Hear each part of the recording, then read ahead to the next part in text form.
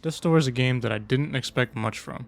I knew nothing about it other than that it's an indie game made by only 2 people, that those who had experienced the game prior to its release described it as a cross between Dark Souls and classic Legend of Zelda games, and that you play as a bird.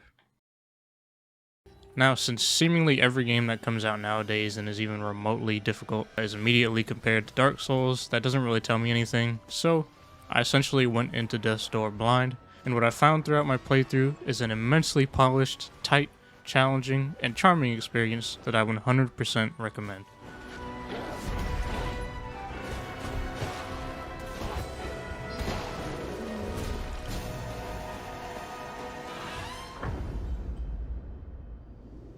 Death's Door is an isometric action-adventure game where you take control of a crow, specifically a Reaper Crow, whose job it is essentially to be the Grim Reaper by collecting your assigned souls, but things take a turn when your assigned soul is stolen, and you must track down your soul thief to a realm untouched by death.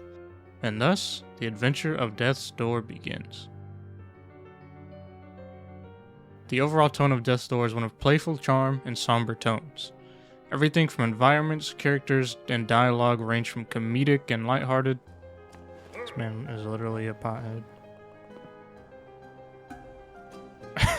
To muted and melancholy.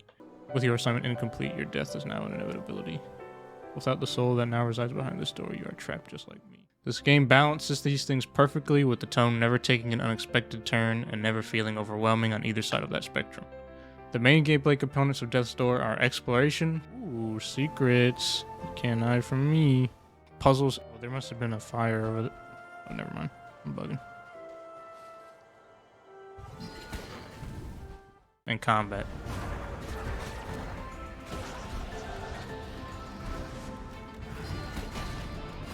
These all go hand in hand as you are constantly fighting enemies, dodging obstacles, and solving puzzles as you traverse throughout the environment.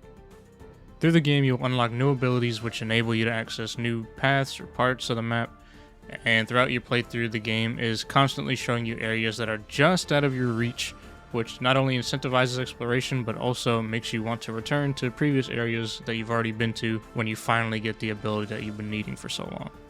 Along with puzzles, the environment is riddled with secrets and collectibles that resulted in me straying from my main path constantly just to check around every little corner and every little area, just to make sure that I wasn't missing out on something. The combat in Death's Door is tight, responsive, and simple. You have a light attack, a heavy attack, dodge, and a magic projectile. And that's it. That is it throughout the entire game. So when I say the combat is simple, it really is simple. There are a variety of different enemies that all have their own attack patterns and varying amounts of health. Fighting against these enemies is fun, satisfying, and can be surprisingly challenging, especially when it comes to the boss fights. But while playing, I couldn't help but feel like the game would have greatly benefited from some more depth in its combat. Something like a parry or being able to combo between light and heavy attacks would have worked so well in this game. It's a shame that these aren't features. Despite the combat being simple, that in no way means it's bad, however. It's very fun and satisfying, like I said before, but with your limited amount of combat options, pretty much every encounter is fought in the same way, where you're just quickly dodging in and out, going in to get your couple of hits in and then getting out so that you don't get hit. And you just rinse and repeat that over and over until you win. There really isn't much more to say. This is a very small game, and at the end of the day, I really enjoyed Death's Door. And if this game looks like it's up your alley, I definitely recommend it. Death's Door took me around 9 hours to complete, and no, I didn't 100% it, so for the completionists out there, I would expect around 10 plus hour runtime with this game. The art and music are infinitely charming, the puzzles and exploration are thought-provoking and satisfying, and while the combat is simple, where it lacks in depth, it makes up for it in fun, and it keeps you on your toes the entire time. My hope is that Death's Door gets a sequel that is equally as charming, polished, and thought-provoking, with some added depth to the combat. And there you go. That's my review of Death's Door. A short little review for an immensely fun indie game that I without a doubt recommend.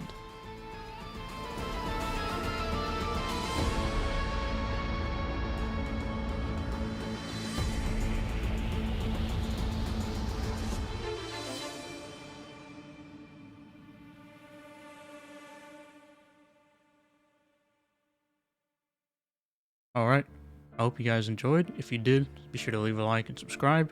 Let me know down in the comments not only what you thought of Death's Door, if you played it or just based off the review, but what you want to see in the future, whether it's a game you want me to review or just something you want me to play, or if you just want to say hello or whatever. Just say something in the comments. And yeah, see you guys in the next one.